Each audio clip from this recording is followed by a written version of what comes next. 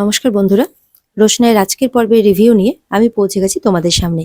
তো চলো, বাংলা সিরিয়াল সমাচারে তোমাদের স্বাগত জানিয়ে আজকের পর্বের রিভিউ আমি শুরু করছি। শুরুতে আমরা দেখতে পাচ্ছি জাহ্নবী বলে রোশনাইকে, বেনারস কবে যাচ্ছ? বলে এই তো 3-4 দিন পর। বলে টিকিট কাটা হয়েছে? বলে না, আজকে এসে কাটবো। বলে পাবে টিকিট? আহ, যখন যাবে বলে ডিসাইড করেছো তখন তো টিকিটটা আগেই কেটে নেওয়া উচিত ছিল। তখন রোশনাই বলে, আসলে পরীক্ষার ডেটটা নিয়ে আমি কনফার্ম ছিলাম না। যেই বন্ধুটার সাথে কথা বলে কনফার্ম হওয়ার ছিল সেই বন্ধুটাকে ফোনে পাইনি।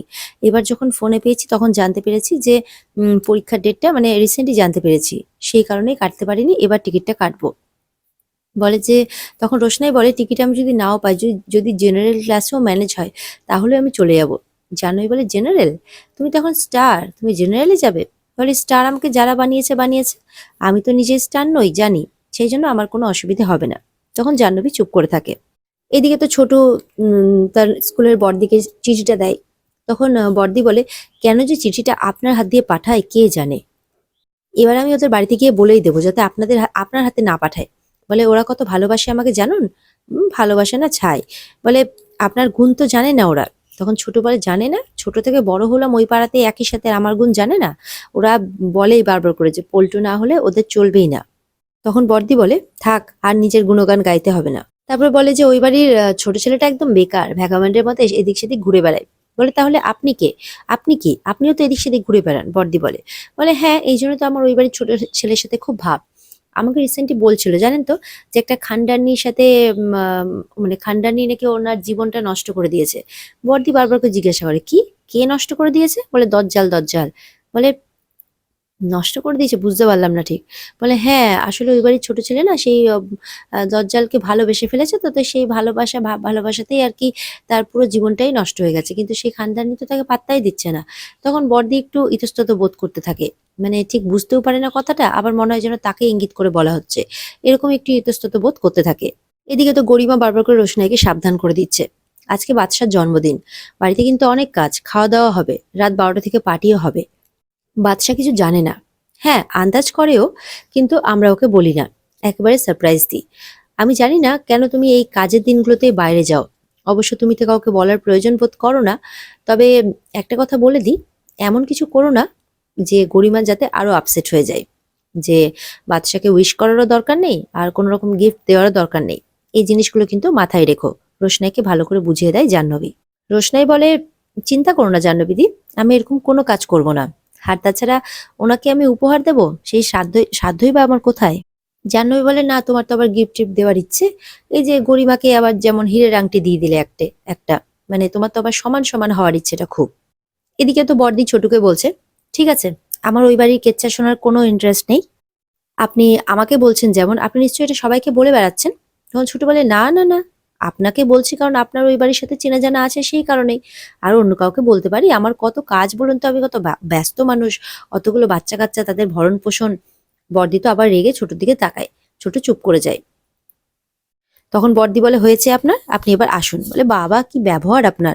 আপনার জন্য একটা ইনভিটেশন নিয়ে এলাম, এক কাপ চাও করে খাওয়ালেন না, কি ভদ্রতা আপনার সত্যি।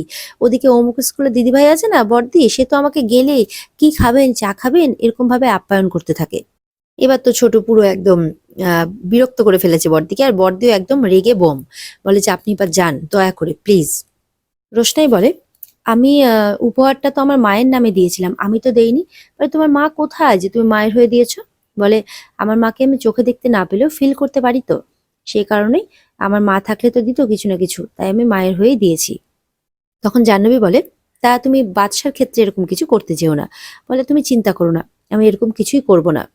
আর যদি আমাকে বিয়েতে ইনভাইট করা হয় তাহলে তো আমাকে কিছু না কিছু একটা গিফট দিতেই হবে, তাই না? বলে, তুমি অত দূর থেকে আসবে কি করে গো? জাহ্নবী বলে, তোমার তো আসার কথা নয়, এই যে তুমি এখান থেকে চলে যাচ্ছ, আর কেনই বা আসবে? এখানে তোমাকে কেউ পছন্দ করে না, বিশেষ করে গরিমা, তো তোমার আসার কোনো দরকারই নেই। তখন রোশনাই বলে, নিজের শহর, নিজের লোকজন, নিজের বন্ধু বান্ধব, এই সমস্ত কিছু ছেড়ে যখন একটা মেয়েকে অন্যের বাড়িতে থাকতে হয়, এতটা অপমান অসম্মানের মধ্যে থাকতে হয়, তখন যে সেই মেয়েটার কি অবস্থা হয় সেটা তুমি বুঝবে না। আমার এতটুকুটাও ইচ্ছে হয় না যে আমি এখানে ফিরে আসি। আমি একবার বেনারস চলে গেলে আমি আর ওখান থেকে ফিরবো না। এরপরে আরো কিছুক্ষণ কথাবার্তা হওয়ার পর রোশনাই ফাইনালি এবার বেরিয়ে পড়ে। এরপরে বৃষ্টি মাথায় নিয়ে রোশনাই ফাইনালি রেস্টুরেন্টে পৌঁছে যায়। কিন্তু পৌঁছে দেখে যে সেখানে কাউকে দেখতে পায় না আর কি। আর ঠিক কিছুক্ষণের মধ্যে আরণ্যকও একদম বৃষ্টি মাথায় নিয়ে সেখানে পৌঁছে যায়। পৌঁছে আরণ্যকের চোখ পড়ে রোশনাইয়ের দিকে, কারণ রোশনাই সেখানে দাঁড়িয়ে রয়েছে। রোশনাইয়ের দিকে চোখ পড়তে তো আরণ্যক রোশনাইকে দেখেই চলেছে, কারণ রোশনাই আজকে একটু আলাদা রকম লুক নিয়ে আরণ্যকের সামনে এসেছে, সালোয়ার কামিজ পরে ভালো মতো করে রোশনাইকে ওপর থেকে নিচ পর্যন্ত দেখছে। এবার তো আরণ্যক মনে মনে খুব খুশি হয়ে যায়। আর এদিকে আরণ্যক পড়েছে আর কি ব্ল্যাক শার্ট প্যান্ট আর কি, আর এদিকে রোশনাই পড়েছে হোয়াইট সালোয়ার আর রেড ওড়না, পিঙ্কেস্ট ওড়না আর কি। তো এবার আরণ্যক যখন রোশনাইয়ের দিকে একটু এগিয়ে যাচ্ছে আরো ভালো করে রোশনাইকে কাছাকাছি থেকে দেখার জন্য, তখন আরণ্যকের পাটা হঠাৎ করে পিছলে যায়। আরণ্যক যখন পড়ে যেতে থাকে তখন রোশনাই আরণ্যককে ধরে ফেলে, আবার দুজন দুজনকে দেখতে থাকে। আরণ্যক তখন রোশনাইকে বলে, তুমি চলে এলে, তুমি সত্যি এলে? আসলে আমি ভাবছিলাম যে এত বৃষ্টি। বলছে, হ্যাঁ স্যারজি, আমি একটু আগে থেকে বেরিয়ে পড়েছিলাম যাতে সময় মতো পৌঁছতে পারি। দেখা যাচ্ছে দুজনেই খুব খুশি। তখন আরণ্যক বলে, চলো না ভেতরে, আমি তোমার জন্য একটা টেবিল বুক করে রেখেছি। তখন দুজনে মিলে রেস্টুরেন্টের ভেতরে যায় আর সেখানে বসে। বসে তো ফার্স্টে রোশনাই আরণ্যককে ফুলের বুকে দেয়, বলে এটা আপনার জন্য আমি নিয়ে এসেছি। সেটা পেয়ে তো আরণ্যক খুব খুশি হয়ে যায়, দেখতেই থাকে ফুলের বুকেটাকে, আর বলে যে আমি কেকও এনেছি। এরপরে আরণ্যক বলে, আমার জন্মদিনে এখন যা কিছু হচ্ছে সব নতুনত্ব, মানে যা হয় বাড়িতে আর কি সবই তো আমার চেনা মুখস্থ জানা, কিন্তু এবার যা হচ্ছে এটাতে আমি এবার নতুনত্বের ছোঁয়া পেলাম, তাই এটা আমার কাছে খুব স্পেশাল। রোশনাই শুনে খুশি হয়। আরণ্যক রোশনাইকে বলে, তুমি এত সুন্দর একটা বুকে দিয়েছো, এটা আমার কাছে খুব স্পেশাল। আচ্ছা, তুমি আসতে গিয়ে ভিজে যাওনি তো? রোশনাই বলে, বৃষ্টি তো অনেক আগে থেকেই হচ্ছে, কিন্তু আমি যে ক্যাবে করে এসেছি সেটা আমাকে একদম রেস্টুরেন্টের সামনেই দাঁড় করিয়েছে, সেই জন্য আমি ভিজিনি। আরণ্যক বলে, হ্যাঁ আমার অফিসের ওখানেও খুব জোরে বৃষ্টি হচ্ছে। আচ্ছা, তুমি তো বললেই না যে তুমি কিভাবে, মানে কি বলে এসেছো বাড়ি থেকে? বলে, মিথ্যে কথা বলে এসেছি আপনার জন্য, আর কি। তখন আরণ্যক বলে, আমার জন্যই তো বললে মিথ্যে কথাটা, আমার জন্য না হয় বললে। তখন রোশনাই বলে, হ্যাঁ আপনি এই প্রথমবার আমার কাছে কিছু চেয়েছেন, আর আমি সেটা দেবো না সেটা তো হতে পারে না, তাই না? কয়েকদিন বাদেই তো আমি চলে যাচ্ছি এখান থেকে। আর তাছাড়া আপনি তো না চাইতেই আমাকে অনেক কিছু দিয়েছেন, সেই জন্য সেটা তো আমি আর সেরকম তো কিছু আপনাকে আমি দিতে পারবো না, তাই জন্য এইটুকু আপনার জন্যে। আরণ্যক বলে, হ্যাঁ বৃষ্টি তো খুব হচ্ছে, তবে একটু পরেই থেমে যাবে, কিংবা নাও থামতে পারে। রোশনাই বলে, আমি তো বাড়ি যাব কি করে, আমি সেই কথাটাই ভাবছি। বলে, থেমে যাবে, ডোন্ট ওয়ারি রোশনাই, চিন্তা করো না, থেমে যাবে। এদিকে আরণ্যক রোশনাইকে বলছে যে যাওয়ার সময় কি গিফট নিয়ে যাবে, কিছু ভেবেছো? গিফট তো দেখতে চাইবে।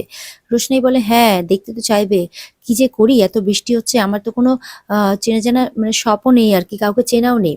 তখন আরণ্যক বলে, আমার চেনা জানা আছে, ডোন্ট ওয়ারি, এখানে পাশে একটা গিফট শপ আছে, আমি তোমাকে যাওয়ার সময় সেখানে নিয়ে যাব। বলে, আপনি আমার সঙ্গে বাড়ি ফিরবেন নাকি? বলে, ডোন্ট ওয়ারি রোশনাই, আমি তোমাকে একটু আগেই নামিয়ে দেবো, তুমি ওগুলো নিয়ে চিন্তা করো না। তখন বাইরে দেখা যাচ্ছে আরো জোরে ঝড় বৃষ্টি চলে আসে। রোশনাই বলে, এ বাবা, আরো জোরে তো ঝড় বৃষ্টি এসেছে, কি হবে? বলে, ভালোই তো রোশনাই, হোক না, এর মধ্যে একটা নতুনত্ব আছে, কেননা এর আগে আমার জন্মদিনে কখনো ঝড় বৃষ্টি হয়েছে বলে তো আমার মনে পড়ছে না। রোশনাই হাসে কথাটা শুনে। এরপর রোশনাই বলে, আচ্ছা ঠিক আছে, আপনি কি খাবেন বলুন। বলে, আমি কি খাবো? আমাকে তো সবাই না হয় খাওয়ায়, এবার না হয় আমি তোমাকে খাওয়াই আমার জন্মদিনে। রোশনাই বলে, আপনি শুধু খেতে বলেছিলেন, আজকে আপনার জন্মদিন, তাই খাওয়ানোর দায়িত্ব আমার। তখন আরণ্যক আবারও এক কথা বলে, আমি তো বললাম আমাকে তো না হয় আমার জন্মদিনে সবাই খাওয়ায়, এবার না হয় আমি তোমাকে খাওয়াই।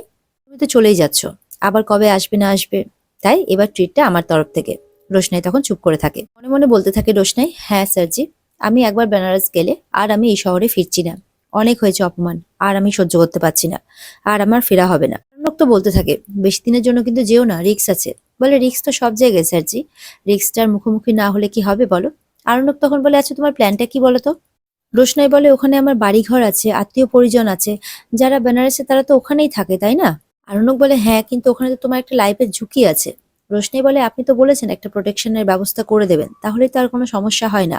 আরণ্যক বলে, হ্যাঁ আমি বলেছি, আমি চেষ্টাও করছি, লিখিতভাবে একটা সিকিউরিটির জন্য দাবিও করেছি আমি থানাতে, কিন্তু তুমি তো বেনারস কিছুদিনের জন্য যাবে, তাই না? ওরা তো সবসময় তোমার দেখাশোনা করতে পারবে না, তুমি যতদিন পরীক্ষা দিতে যাবে ততদিনই। রোশনাই বলে, যা হওয়ার হবে স্যারজি, থাক ওইসব নিয়ে আর ভাবতে হবে না। তখন আরণ্যক আবারও বলে, তুমি তো রাজীবের কাছে যেতে চাও, আমি বুঝতে পারছি। আরণ্যক বলতে থাকে, অনেকদিন থেকেই তো রাজীব আর তুমি আলাদা হয়েছো, বুঝতে পারছি আমি। আরণ্যক এরপরও রাজীবের কথা বলতে থাকে।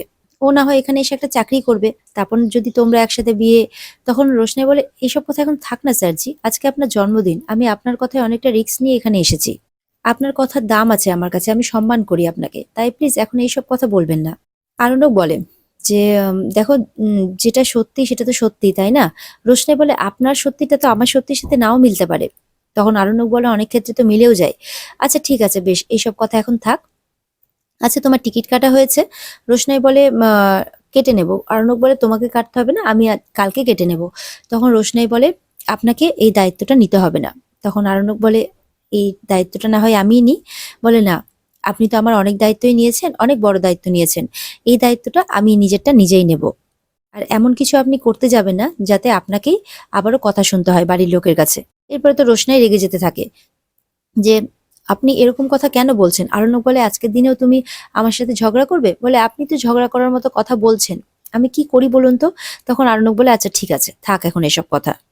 এরপরে আরণ্যক আবারও বলে রোশনাইকে, বলো কি খাবে? রোশনাই বলে একটা দিন তো অন্তত আমাকে খাওয়াতে দিন। আরণ্যক বলে না, কথা তো হয়ে গেছে, আমি খাওয়াবো। আর তুমি তো আমাকে আচারি মাটন খাওয়াচ্ছ। তখন রোশনাই বলে হ্যাঁ, কিন্তু মাংসটা তো আপনি কিনে আনছেন। বলে হ্যাঁ, এরপরে না হয় তুমি কিনে এনে আমাকে খাইও। তখন রোশনাই বলে সেই দিনটা তো আর আমাদের লাইফে আসবে কিনা জানি না, তবে আপনি যদি বেনারসে যান তাহলে আমি খাওয়াবো।